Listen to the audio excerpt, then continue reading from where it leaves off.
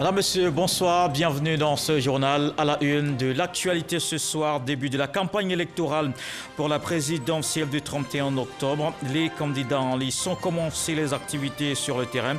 Ils ont 2 semaines pour convaincre les 7,4 millions d'électeurs inscrits sur la liste électorale.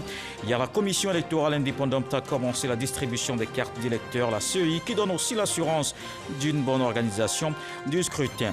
Vieille de 40 ans, les tours A et B dans la cité administrative du plateau rénové.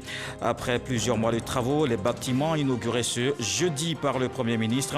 Il y a plus d'espace, des immeubles aux commodités modernes. Ahmed Bakayoko salue cet investissement du chef de l'État qui offre ainsi un meilleur cadre de travail aux agents. La Banque mondiale apporte son appui dans la politique de modernisation du système éducatif. Il se décline en 3 points. Les inscriptions en ligne, le contrôle électronique des effectifs et la distribution gratuite des manuels scolaires. L'institution financière dégage plus de 10 milliards de francs CFA pour soutenir l'exécution de ce projet de base. Et puis au Mali, 3 jours de deuil national décrétés à compter de ce jeudi 15 octobre. Moins d'une semaine après la libération d'otages maliens et occidentaux, les violences ont repris. Un poste des forces de sécurité dans le centre du pays attaqué fait des victimes civiles et militaires. Le RHDP a présenté ce jeudi son projet de société pour les 10 prochaines années. La décennie 2020-2030, c'était à l'occasion d'une cérémonie. Elle a réuni le directeur national de campagne, le Premier ministre Ahmed Bakayoko, les responsables des instances du parti, les coordonnateurs régionaux et directeurs régionaux de campagne. Viviane Aïmé. Après 20 années de miracles ivoiriens de 1960 à 1980, suivi de 20 années de crise économique de 1980 à 1999 et d'une décennie de régression économique de 2000 à 2010, depuis 2011, la Côte d'Ivoire a renoué avec son développement économique et n'a plus le droit de revenir en arrière. C'est cet objectif qui sous-tend le nouveau projet de société que le RHDP propose aujourd'hui aux Ivoiriens. Un défi à relever sur les 10 années à venir, 2020-2030. Le directeur national de campagne chargé du projet de société, le ministre d'État Patrick Hachi, a présenté le nouveau projet de société du RHDP ce jeudi 15 octobre aux responsables des instances dirigeantes du parti, aux coordonnateurs régionaux et directeurs régionaux de campagne, en présence du directeur national de campagne, le Premier ministre Ahmed Bakayoko. C'était à l'occasion d'une réunion à la salle des fêtes de l'Hôtel Ivoire. En 60, on avait un PIB par habitant où on était avant la Corée du Sud, on était avant la Thaïlande, avant l'Inde, avant la Chine et avant le Maroc. Quand on passe en 2000, regardez où la Côte d'Ivoire descend. La Chine est passée devant nous, le Maroc est passé devant nous, la Thaïlande est passée devant nous, la Malaisie et la Corée y étaient déjà. De 2010 à 2019, on est passé de 1213 à 2286. On a doublé le PIB par habitant en 10 ans. Et incroyable. Si vous regardez à droite, sur là où se trouve la CEDEAO, vous regardez que la Côte d'Ivoire est en première place. Donc, encore une fois, chers Ivoiriens, on ne veut pas retourner en arrière. Quand on a pu faire ça, donc le président Alassane dit attention, attention, on peut être haut rapidement, mais on peut tomber bas très rapidement. Donc les 5 ans à venir, ce que je veux faire, c'est pérenniser les acquis. De façon à ce que le niveau que vous avez atteint, vous ne retourniez plus jamais en arrière. La deuxième chose que je veux dans ce projet de société, c'est que vous accélériez la marche. En chiffres, il dit, on est en 2020. Je veux doubler mon PIB par habitant. Je veux doubler votre richesse en 10 ans. Le taux de pauvreté, il doit partir de 40% à moins de 20%. Le directeur national de campagne a demandé aux coordonnateurs et directeurs régionaux de faire une large diffusion de ce projet de société auprès des différentes équipes de campagne. Le RHDP est fin prêt pour la grande messe. Un autre candidat qui a donné le ton de sa campagne, Kouadio Konon Bertin, a échangé avec ses partisans à sa base au quartier des 2 plateaux. Flora Balogueil. Ce jeudi 15 octobre 2020 s'est ouverte la campagne pour la présidentielle ivoirienne. Le candidat Kouadio Konan-Bertin est sur le terrain. KKB compte se faire entendre de tous, expliquer avec précision sa vision. Il opte pour le renouvellement de la classe politique ivoirienne et la mise en vitrine des valeurs démocratiques, des éléments qui ont contribué à asseoir sa décision. Sur 3 Ivoiriens, vous avez 2 qui ont moins de 25 ans. En réalité, il est temps que nous laissons la place aux jeunes, sur tous les plans. Voici le sens de ma candidature. Je le dis, Bédié, mon père, il a 86 ans, il a vécu. Bédié a tout eu. Alassane, pareil, Gbagbo, pareil. Si la Côte d'Ivoire brûle, ce n'est pas à eux qu'on fait du tort. Si la Côte d'Ivoire brûle, c'est à nous, là, et à vous autres, et à ceux de nos enfants qui s'inscrivent aujourd'hui à l'école primaire, c'est à eux qu'on fera du tort. Je ne veux pas que la Côte d'Ivoire brûle. Je ne veux plus de guerre pour ce pays. Il y a des gens qui disent pas d'élection le 31. Je ne suis pas contre ça. Moi, j'aime la démocratie. Et tout est contenu dans la Constitution. Il y en a qui la piétinent. Parce qu'ils sont forts aujourd'hui. Mais on ne peut pas être éternellement fort. S'il n'y a pas élection le 31, là, il va voir quoi? Je veux qu'on me réponde. Est-ce qu'un coup d'État? Je ne suis pas un homme de coup d'État. Une autre rébellion? Je ne m'associerai jamais à une rébellion. Je veux que Ouattara s'en aille. Je veux qu'on s'en débarrasse, mais je propose les urnes. Si tel est que les Ivoiriens disent ne plus vouloir d'Alassane Ouattara, je veux qu'ils me le démontrent dans les urnes. Je veux qu'ils me le démontrent dans les urnes. Et on va me dire non, les conditions ne sont pas réunies pour aller aux élections. C'est vrai, je le sais, mais entre 2 mots, j'ai choisi le moindre mal. Pour ce premier jour de campagne, le candidat Kouadio Konan-Bertin a réaffirmé sa volonté de se mettre au service des populations ivoiriennes qui attendent le changement. Le quartier général de campagne du candidat KKB accueille depuis ce matin toutes les classes d'âge, hommes, femmes, jeunes et vieux, venus de divers horizons, soutenir celui qui se présente comme le gage de la réalisation de leurs attentes. KKB invite donc ses militants à concrétiser leurs intentions de vote en sortant massivement voter, voter juste et surtout voter le bon candidat. C'est dire en le portant au pouvoir d'État au soir du scrutin présidentiel du 31 octobre prochain. En attendant ce rendez-vous décisif, le candidat Kouadio Konan-Bertin lance officiellement sa campagne demain à Divo.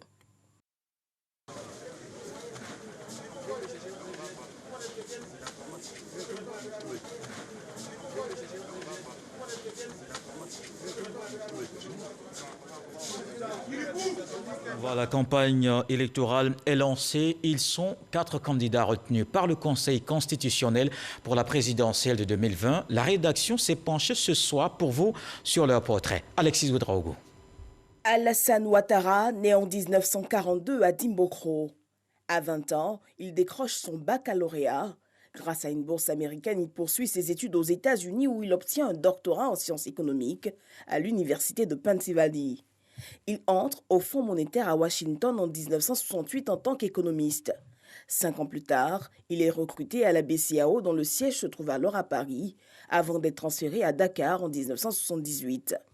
En 1984, il retourne au Fonds monétaire international, dont il devient directeur du département Afrique, une fonction qu'il cumule avec celle de conseiller spécial du directeur général.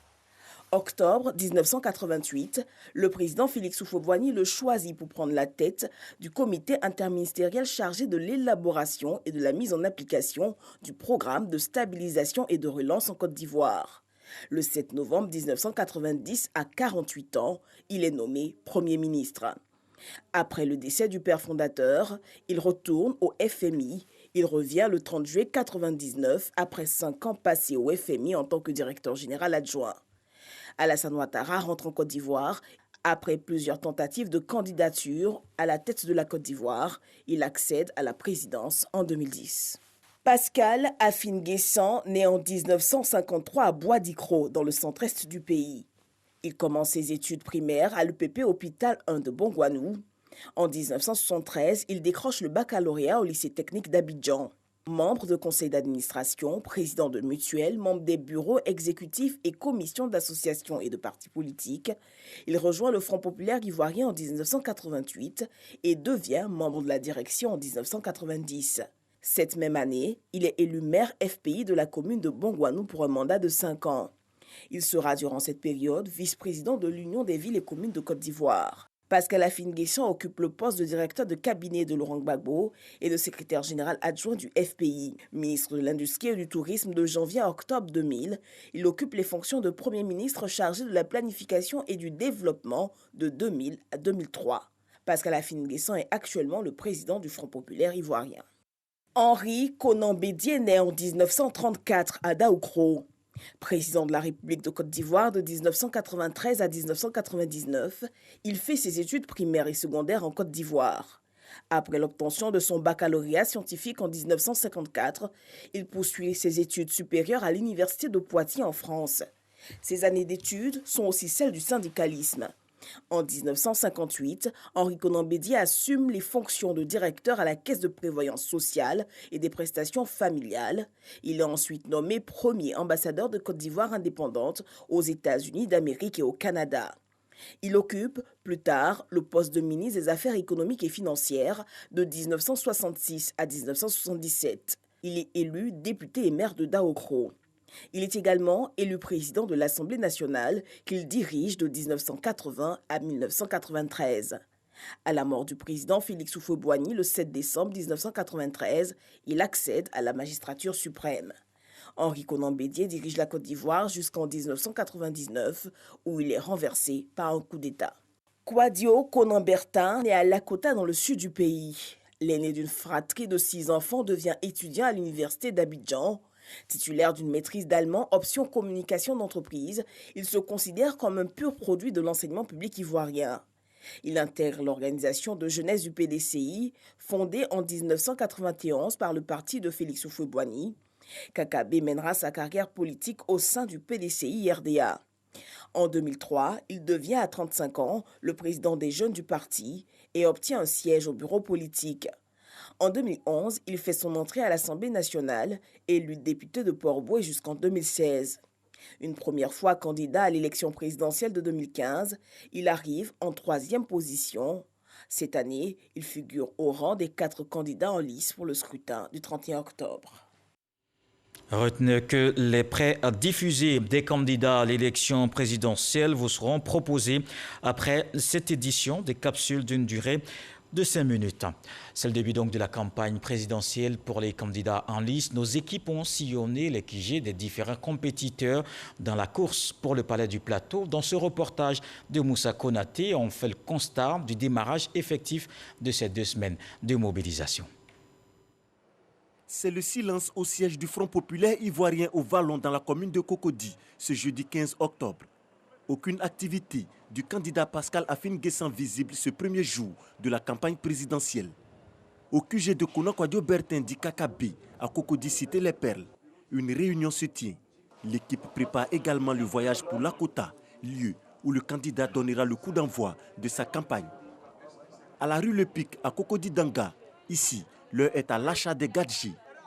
Des militants s'arrachent des pagnes, t-shirts, chemises, casquettes et bien d'autres objets à l'effigie du candidat Alassane Ouattara.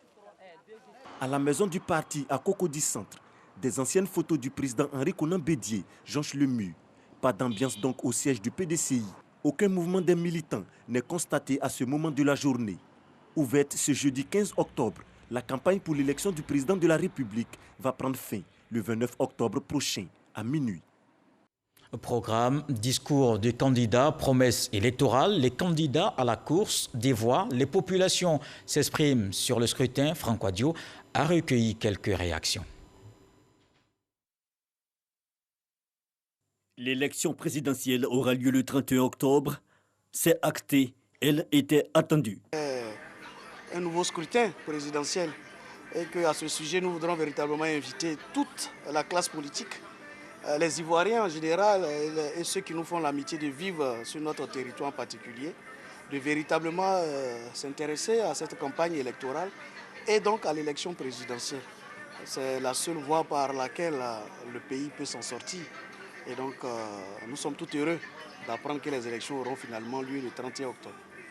Campagne électorale et discours à programme de candidats au menu des jours à venir. Au-delà du déroulement de l'actualité politique, Les populations souhaitent pour la plupart des personnes rencontrées un scrutin apaisé. Depuis la mort du président Houphouët-Boigny, à chaque élection, il y a eu toujours des tensions. Mais Dieu nous a gardés, on a pu faire des élections. Je pense que cette année encore, ce sera la même chose. Je demande au peuple de Côte d'Ivoire d'être serein, de prier. Et puis les élections vont se passer tranquillement. Nous avons besoin de la paix. Et les candidats, moi, je demande à tous les candidats de venir présenter leur projet de société à la population. Et d'aller les sons de ces bruits-là, on n'a pas besoin de ça. Que c'est seulement pour la paix que nous tous, on laisse le passé. Oublions le passé et allons à l'essentiel. Si chacun doit regarder le passé, vraiment, ça ne sera pas possible. Donc, le truc qui est passé et allons. Nous sommes dans un bon pays. Vraiment, nous oublions tout ce qui est passé. Allons-y à la paix. Nous n'avons qu'un seul pays, la Côte d'Ivoire.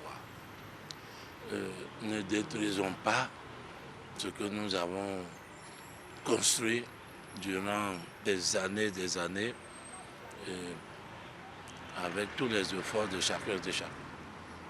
Nous sommes tous frères et sœurs. C'est ce que nous devons retenir d'abord. L'apaisement, mais on garde à l'esprit le programme idéal à même de conquérir, selon certains, les suffrages. Bon, honnêtement, en tant que citoyen ivoirien, j'attends de ces candidats vraiment des programmes qui pourront satisfaire la jeunesse. Bien vrai qu'on ne peut pas satisfaire tout le monde, mais vraiment des programmes qui pourront au moins apaiser un tant soit peu le chômage en particulier. Vraiment, c'est ce que moi j'attends particulièrement de celui qui va au soir du 31 qui sera président. Voilà. Et puis aussi le côté aussi de la santé. Les regards sont désormais tournés vers les acteurs politiques. La campagne présidentielle a commencé depuis ce jeudi 15 octobre à 0h. Dans le cadre de cette présidentielle, les actions se multiplient pour un scrutin apaisé. L'Alliance des leaders religieux pour la paix rencontre Pascal Affi-N'Guessan, le président du FPI. Ils appellent les acteurs politiques à la cohésion sociale. Jean-Marc Diadji.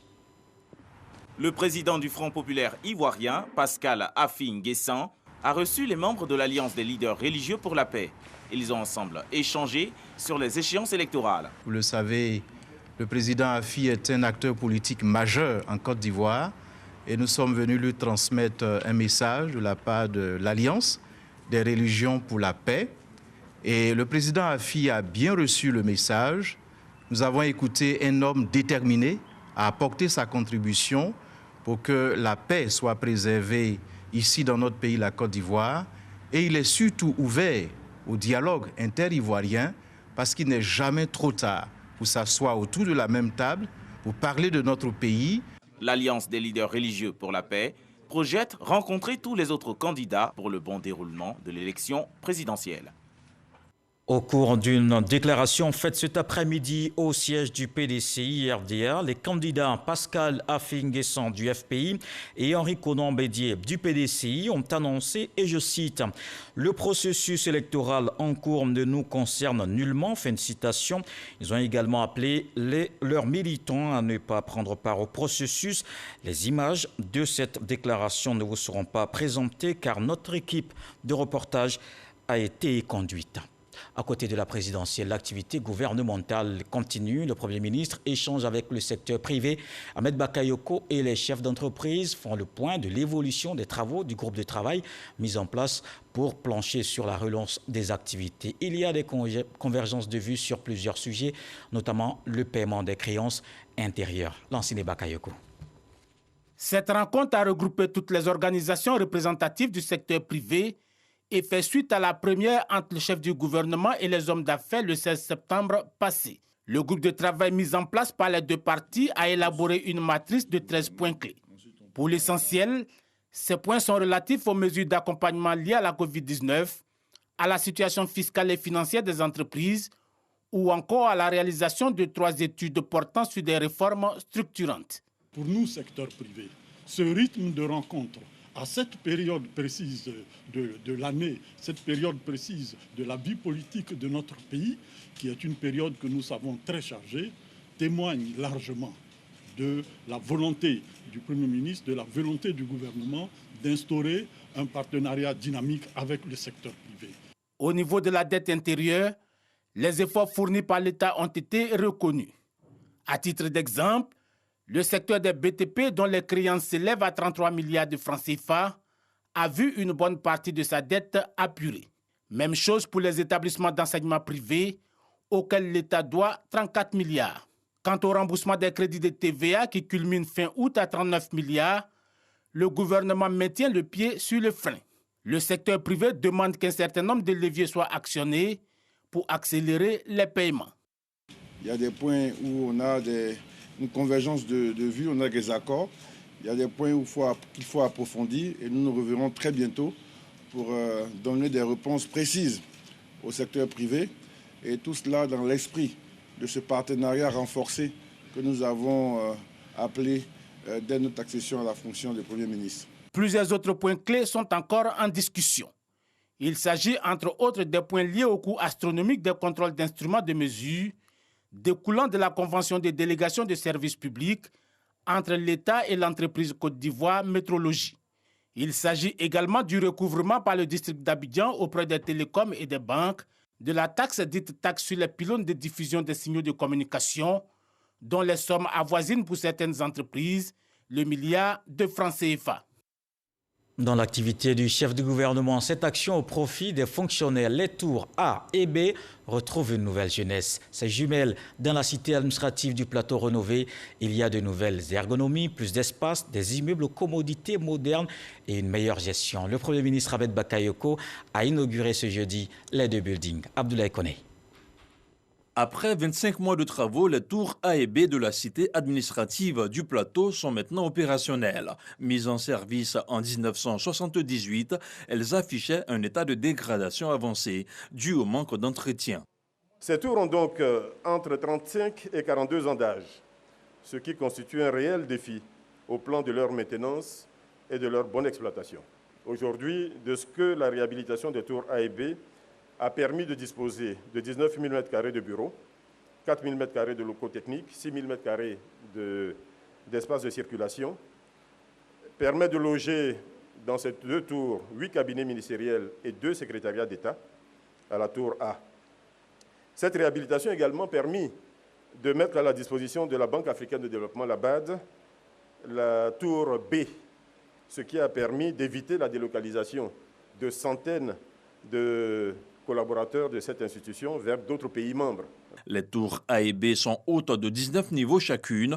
Leur remise aux normes a mobilisé une enveloppe globale de 77,5 milliards de francs CFA. Les travaux ont permis la création de 550 emplois directs et 1200 emplois indirects. Quelques instants plus tôt, c'est le chef du gouvernement qui avait procédé à la coupure symbolique du ruban. Cet investissement important, c'est la traduction du respect et que le chef de l'État et la considération que le président a pour chacun des travailleurs et chacun de ses collaborateurs. Monsieur le ministre, je veux vous féliciter pour ce projet ambitieux. Ce projet qui a un impact rapide et un impact concret dans les conditions de travail de nos agents. De faire en sorte que les agents des autres tours puissent bénéficier de la même qualité de prestations que leurs collègues qui sont à la tour A et B. De faire en sorte que nos collaborateurs qui travaillent également à l'intérieur puissent bénéficier de programmes de construction de mini-cités administratives dans nos localités. L'exploitation des tours A et B se fera désormais à l'aide d'outils technologiques de pointe. En marge de cette inauguration, le Premier ministre Ahmed Bakayoko s'est aussi rendu sur le chantier de la tour F. La 6e tour de la cité administrative sera la plus haute tour d'Afrique. Elle s'élancera dans le ciel d'Abidjan, culminant à 283 mètres et sortira de terre après 4 ans et demi de travaux. Et on voit d'autres travaux du Premier ministre. Ahmed Bakayoko a pris part aux assemblées annuelles du FMI et de la Banque mondiale. Une séance plénière tenue ce jeudi via visioconférence en raison de la pandémie de coronavirus. Le chef du gouvernement a assisté à cette rencontre au même titre que les autres gouverneurs des pays membres. Il a été question de faire l'état de la conjoncture économique mondiale, de sujets liés à l'impact de la Covid-19 sur l'économie mondiale, la voie de la reprise et l'évolution du système financier international. Cette année, les assemblées annuelles se déroulent principalement en mode virtuel du 12 au 18 octobre 2020. Le nouvel ambassadeur de la Côte d'Ivoire en Algérie, Alphonse Voosaï, a présenté ses lettres de créance au président Abdelmadjid Tebboune au palais présidentiel à Alger. À l'issue de l'audience, l'ambassadeur Alphonse Voosaï a exprimé sa fierté de représenter la Côte d'Ivoire et le président Alassane Ouattara dans ce pays. Il invite les investisseurs algériens à venir investir en Côte d'Ivoire, un pays de paix ouvert et aux nombreuses opportunités d'affaires. La Chambre nationale des rois et chefs traditionnels sera désormais opérationnelle. Le projet de loi organique le permettant a été adopté mardi dernier à l'unanimité par l'Assemblée nationale et le Sénat. Cette loi porte sur la composition, les attributions et le fonctionnement de la Chambre nationale des rois et chefs traditionnels. Un moment historique salué par le président de la dite institution, Sa Majesté Nana Amontanoé Désiré. Mahama Traoré.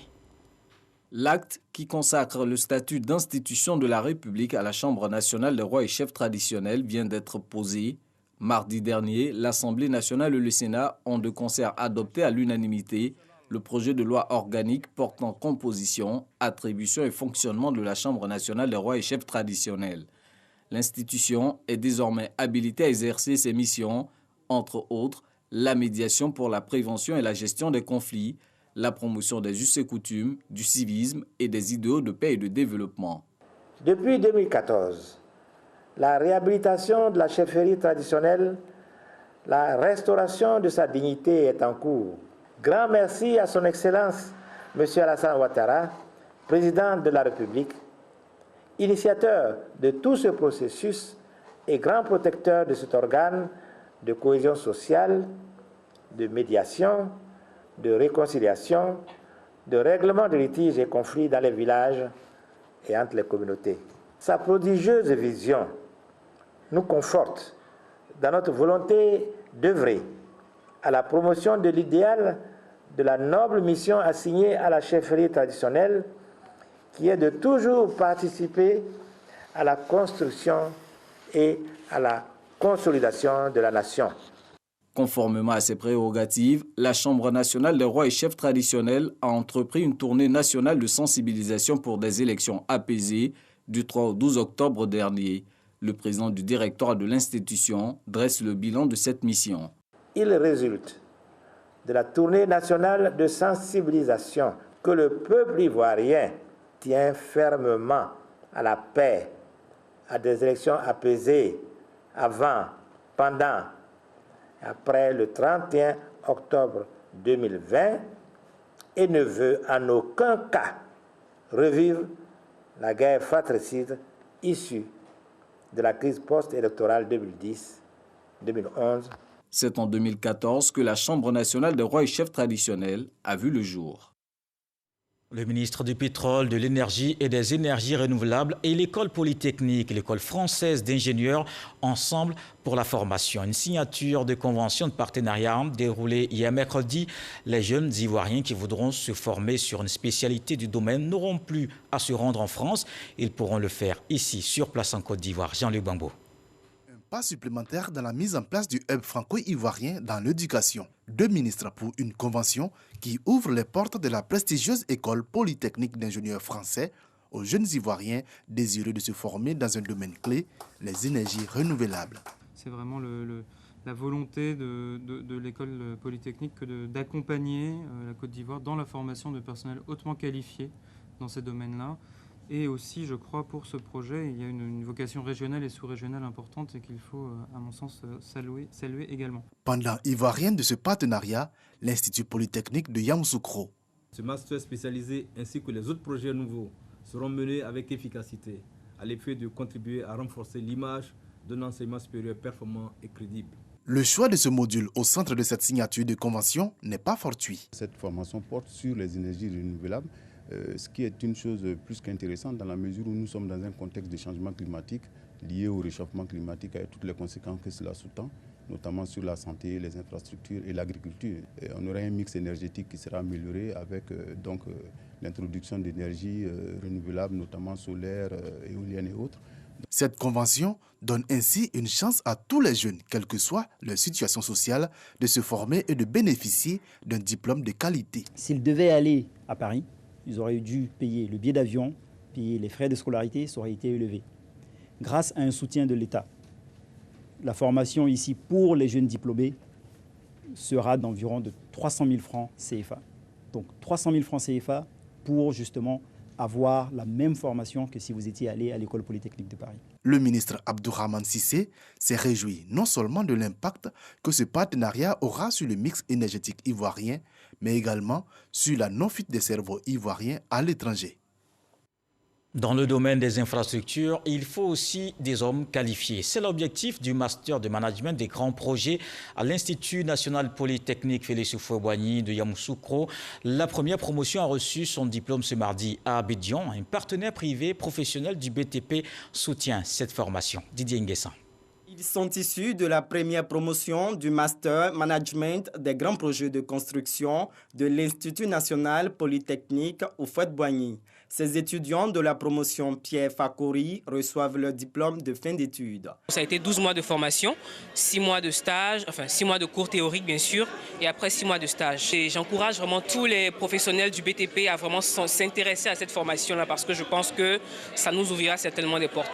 Cette formation est le fruit d'un partenariat public-privé signé en 2017 entre l'État de Côte d'Ivoire et le groupe de BTP PFO Africa en vue de former des ressources humaines qualifiées pour la réalisation de projets structurants. Le leadership, la capacité de prise de décision et d'initiative, la gestion d'équipe, l'anticipation, la coordination, tout cela s'apprend et c'est ce que nous recherchons. La création de ce master, qui constitue le premier pas de la mise en place d'une chaîne de management de grands projets au sein de l'IPHB, vient renforcer l'adéquation entre l'offre de formation et les besoins acteurs du secteur génie civil. Ce type de partenariat public-privé est encouragé afin d'accroître l'employabilité des jeunes et mettre à la disposition de différents secteurs une main-d'œuvre qualifiée, bien outillée pour relever le défi et prendre une part active à la réalisation du projet. Le groupe de BTP a pris en charge la formation des auditeurs de la première promotion. Clyde Fakori annonce également la rénovation de la bibliothèque de l'INPHB à hauteur de 30 millions de francs CFA. Dans le domaine de l'éducation, la Banque mondiale accompagne la politique de modernisation du système éducatif. Une enveloppe de plus de 10 milliards de francs CFA en faveur du ministère de l'Éducation nationale. Les ministres Kandia Camara et Adama Coulibaly saluent la pertinence de cette action qui participe de l'amélioration de la gouvernance dans le secteur. Franck Quadio. Démarrage de la distribution gratuite des manuels scolaires des élèves du CP1 et du CP2 et du contrôle électronique de la présence des élèves affectés dans le privé. Un projet de gouvernement soutenu par la Banque mondiale. Pour cette rentrée scolaire 2020-2021, le PAGDS a déjà appuyé l'affectation en ligne des élèves à hauteur de 397 425 180 francs CFA. Le projet accompagne en outre le contrôle en ligne des élèves affectés dans les établissements privés à hauteur de 2 954 millions. L'affectation en ligne des élèves de 6e par les parents et le contrôle électronique de la présence des élèves affectés dans les établissements secondaires privés ont été regroupés sous le titre « Suivi électronique des élèves ». L'indicateur de résultats associé est le pourcentage d'élèves effectivement affectés dans les écoles privées et faisant l'objet de contrôle de présence électronique au moins tous les 3 mois. Naturellement, l'atteinte de ce résultat dépend d'une part de la réussite de l'affectation en ligne des élèves et d'autre part de la réussite du contrôle biométrique de la présence de ceux affectés dans les établissements privés.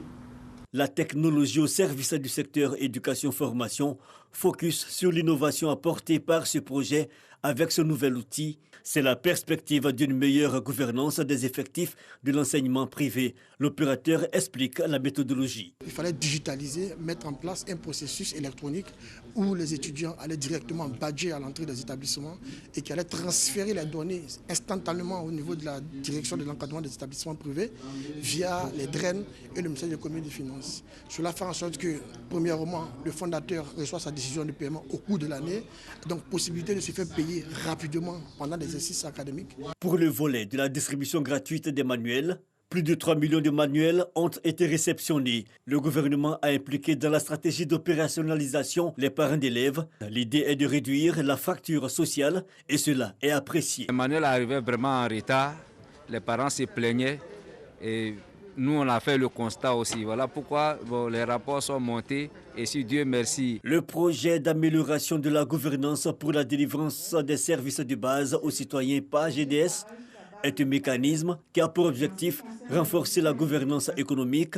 Il est basé sur le financement par les résultats et accompagne plusieurs départements ministériels et structures étatiques. L'éducation fait partie du programme social du gouvernement. Pour sa mise en œuvre, des actions sont menées, comme vous venez de le voir. Des milliers de familles démunies reçoivent des prises en charge pour les élèves et étudiants. Ils sont au total 5000 bénéficiaires dans la commune de Yopougon. Éric Goré. Ces applaudissements montrent la joie de ces élèves et étudiants de familles modestes qui reçoivent des prises en charge pour leur permettre de poursuivre les études. Cet appui s'inscrit dans le programme social du gouvernement ivoirien qui met au cœur de sa politique les populations vulnérables. C'est Gilbert Kafana Koné, ministre auprès du président de la République, chargé des institutions, qui a remis ces prises en charge à 5000 élèves et étudiants. Dans le cadre de l'action gouvernementale, nous avons décidé de faire mieux que l'année dernière en ce qui concerne l'éducation de nos enfants.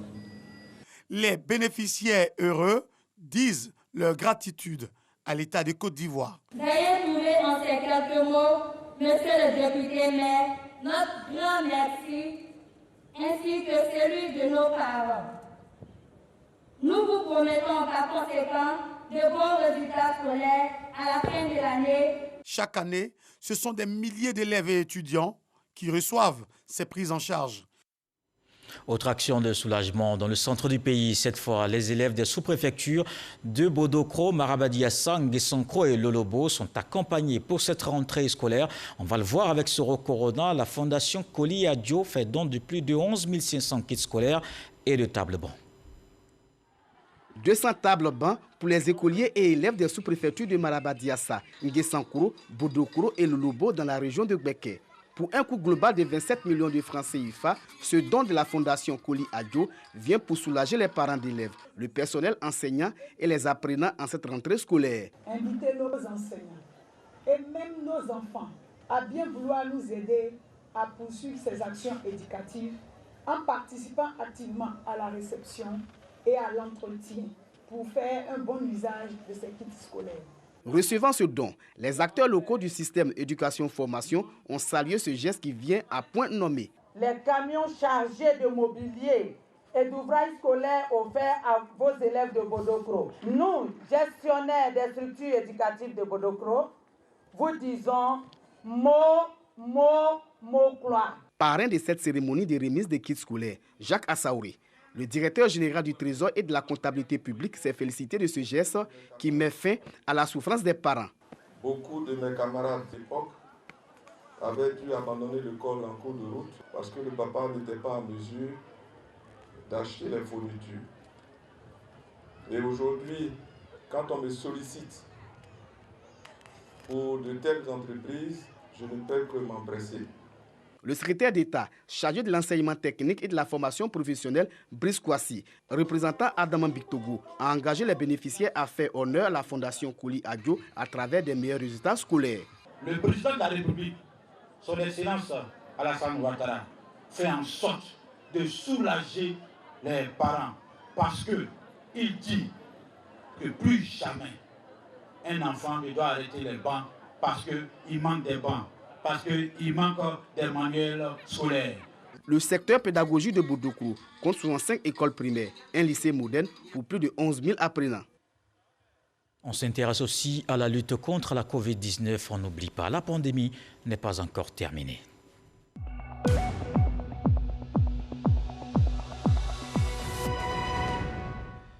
Voici les chiffres du ministère de la Santé. Ce jeudi, 40 nouveaux cas de Covid-19 sur 1178 échantillons prélevés, soit 3,4% de cas positifs, 26 guéris et 0 décès. À la date du 15 octobre, la Côte d'Ivoire compte donc 20 257 cas confirmés, dont 19 898 personnes guéries, 121 décès et 238 cas actifs. Le nombre total d'échantillons est de 176 844. Le coronavirus en France. Après l'annonce du président Emmanuel Macron, le Premier ministre dévoile les modalités du couvre-feu. Les commerces, services et lieux recevant du public seront fermés dans les départements et métropoles. Il va être mis en place à partir de vendredi minuit un couvre-feu sanitaire couvrant de 21h à 6h. Jean Castex indique qu'à 21h, chacun devrait être chez soi. À Paris et sa grande couronne, ainsi que dans les 8 métropoles, en niveau d'alerte maximale comme Lyon, Lille, Toulouse, Montpellier et Saint-Étienne. Ici en Côte d'Ivoire, le gouvernement continue de fournir de l'eau potable aux populations. Le ministre de l'Hydraulique, Laurent Tchagba, a procédé à l'inauguration du château d'eau de la ville de Bouna. Les habitants de cette localité et les villages environnants ne connaîtront plus les pénuries d'eau. Herman Yamien. Un geste simple du ministre de l'Hydraulique et voilà les populations de Bouna libérées des pénuries d'eau récurrentes. Désormais, l'eau, source de vie, sera en permanence disponible dans les robinets pour améliorer les conditions de vie des populations. Un soulagement qu'elles ont exprimé de vive voix. Avec l'ouverture officielle de ce château, c'est des problèmes qui sont derrière nous. C'est des populations heureuses qui ont la vie parce qu'elles ont de l'eau potable, parce qu'elles ont de l'eau pour leurs besoins au quotidien et parce qu'il y a aussi la possibilité de la libération de la jeune fille qui peut aisément aller à l'école et se décharger donc des charges ménagères.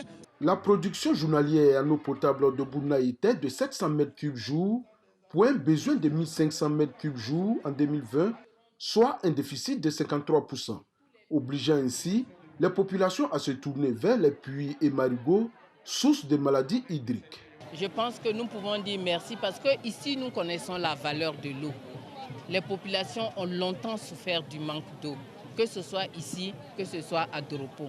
On est tellement content que le roi Nérégbili-Ma en personne s'est déplacé pour venir sur le lieu de la cérémonie pour témoigner que les populations du Boukani sont contents. D'un coût global de plus de 10 milliards 500 millions de francs CFA, financé à 70% par la Banque islamique de développement et 30% par l'État de Côte d'Ivoire, la construction de ce château d'eau a duré 2 ans. Aujourd'hui, nous sécurisons définitivement la ville de Bouna et ses environs.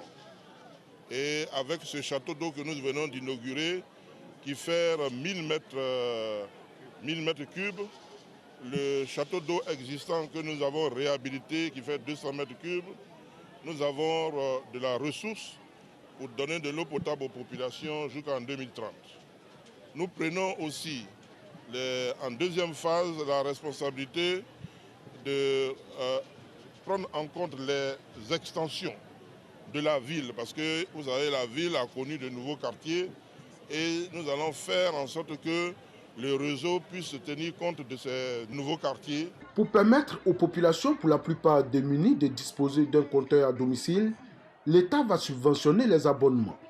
Au lieu de 160 000 francs CFA, elles ne paieront que 10 000 francs CFA. Il faut souligner que c'est à partir de l'eau de surface du fleuve Volta Noir à Vonkoro, situé à 45 km de Bouna, que le château d'eau de Bouna est alimenté. L'eau comme l'électricité qui se rapproche des populations en milieu rural. À Sidé-Matiali, dans le nord du pays, 4 villages ont la lumière. Le ministre Issa Coulibaly a mis sous tension ces localités de la sous-préfecture de Kabolo, à Mississoko. L'heure est à la fête dans les localités de Nanagoun, Yetidenka, Beka et Namion, sous-préfecture de Kabolodougou dans le département de Sidé-Matiali. Ces 4 villages viennent d'être connectés au réseau électrique national. C'est le ministre de la fonction publique, Issa Coulibaly, qui effectue la mise sous tension pour sortir ces localités de l'obscurité. Un jour mémorable pour les habitants. C'est une bonne chose pour les villages. Ça permet aux villages de se développer. On a dit qu'il y a l'eau glacée, on peut les maquiller, permettre aux élèves de pouvoir travailler, même les enseignants de pouvoir mieux faire les fiches, mieux faire les préparations, mieux encadrer les enfants. Ça sera comme en ville maintenant. Les moulins aussi vont fonctionner normalement comme il se doit. Les femmes aussi pourront utiliser des mixeurs. Un autre acte de développement célébré encore à Namio, l'inauguration de la toute première école primaire de ce village. 2 bâtiments de 6 classes, plus 2 bureaux entièrement équipés et un logement pour maître. Coût de réalisation, plus de 60 millions de francs CFA, dont d'un cadre de Namio, Benoît Adamayo, directeur général de la Société ivoirienne de télédiffusion, IDT. Un village qui a plus de 500 âmes, donc absolument il faut de la lumière, il faut effectivement des écoles. Donc on s'est attelé en tout cas à mettre cette école-là à la disposition des populations. C'est vrai, quand vous regardez ici, il y a peut-être 5 ou 10 km en tout cas entre les villages. Donc c'est vraiment une particularité et chaque village a effectivement une école primaire. La double cérémonie de la mise sous tension de ces 4 villages et l'inauguration de la nouvelle école primaire de Namio. Pour le ministre Issa Coulibaly, ces actions entrent dans la droite ligne du programme social du gouvernement. Ce programme vise plus spécifiquement à fournir aux populations des services de santé efficients, à faciliter l'accès et le maintien des enfants à l'école, à favoriser l'accès des populations aux services sociaux de base que sont le logement, l'énergie, l'eau potable et le transport à un coût abordable. Le ministre Issa Coulibaly a annoncé plusieurs autres projets dans la sous-préfecture de Kabolodougou, entre autres adduction en eau potable, construction des centres de santé et de collèges de proximité. En sport, bientôt 10 infrastructures sportives à Abidjan et à l'intérieur du pays. Le ministre Don Paulin signe une convention avec la France. Le projet Agora convoie avec Arsène Kouassi et Jean-Sylvain Risso. Fruit de la coopération franco-ivoirienne, la réalisation des 90 infrastructures sportives dénommées Agora continue de s'étendre sur l'ensemble du territoire national. Après la phase pilote de Koumassi, inaugurée le 21 décembre, en présence du président français Emmanuel Macron et les autorités ivoiriennes, place désormais à 10 autres complexes sportifs Agora qui doivent voir le jour. Pour impulser la dynamique, une signature de convention a eu lieu entre le ministère des Sports et le conseiller de l'ambassadeur de France en Côte d'Ivoire. Aujourd'hui, on a la chance d'assister à la cérémonie de signature des 10 prochaines Agoras qui vont être construites sur tout le territoire ivoirien. Donc 5 à Abidjan, 5 dans les provinces. Sur le modèle de l'Agora de Koumassi. Et nous sommes heureux que les jeunes de Côte d'Ivoire pourront bénéficier dans les prochains mois de 10 Agora. C'est pourquoi nous ne cesserons jamais de dire un grand merci à la France. Et nous disons merci à la vision du président Alassane Ouattara qui veut faire du sport un des socles de la Côte d'Ivoire en marche vers la cohésion sociale, en marche vers l'émergence. L'entreprise en charge de l'exécution des travaux apprécie ce mariage de raisons qui vise à accroître les infrastructures sportives de proximité au plan national. C'est un projet qui est intégré dans un quartier avec des implications sociales, également qui font référence à la ville durable avec des matériaux qui sont recyclés et puis également des activités génératrices de revenus. La construction des complexes Agora s'inscrit dans le cadre de la politique nationale de développement du sport pour tous. Dans le reste de l'actualité au Mali, 3 jours de deuil national décrétés à compter de ce jeudi 15 octobre. Une décision qui fait suite à l'attaque d'un poste des forces de sécurité dans le centre du pays ayant entraîné des victimes civiles et militaires. Les attaques terroristes se poursuivent alors qu'après la libération de prisonniers djihadistes, plus de 200 combattants, alors qu'on s'attendait à une accalmie moins d'une semaine après la libération d'otages maliens et occidentaux. Les violences ont repris, les attaques djihadistes et les opérations militaires antiterroristes continuent comme si rien ne s'était passé. Voilà qui m'a terminé ce journal. Merci de l'avoir suivi. Retour de l'actualité 23h avec Marine Cogny. En demain 20h, Marie-Laure Ngouran, le sage, nous enseigne ce soir que souhaiter le mal à qui tu es, il retombe toujours sur qui tu aimes.